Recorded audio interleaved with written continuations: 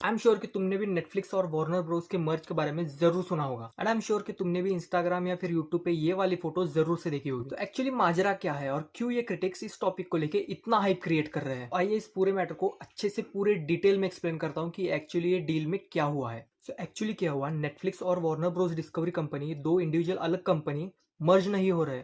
मर्ज तब होते हैं जब दो डिफरेंट कंपनी मर्ज होकर एक तीसरी कंपनी बनती है।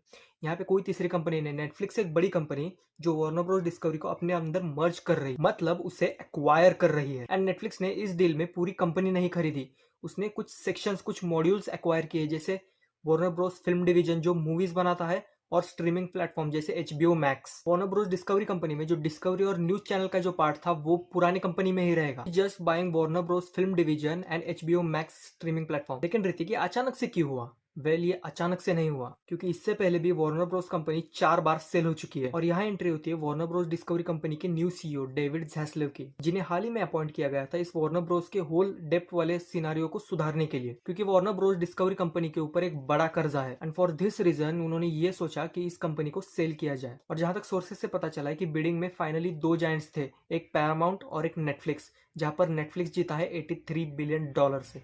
तो वीडियो आते हैं मेन सवाल पे, इस डील से तुमको और मुझे क्या फर्क पड़ता है? तो जो वार्नर ब्रोस की मेजर मीडिया फ्रेंचाइज थी वो अब नेटफ्लिक्स के अंडर कंट्रोल फॉल करेगी। और वीडियो इस लिस्ट में बहुत बड़े बड़े टाइटल्स है, जैसे पूरा DC यूनिवर्स, हैरी पॉटर की पूरी फिल्म फ्रेंचाइज, हैरी पॉटर के आने वाले upcoming series, Lord of the rings, game of thrones, और HBO की तरफ से आने वाली upcoming movies the dune part 3 and the Batman part 2।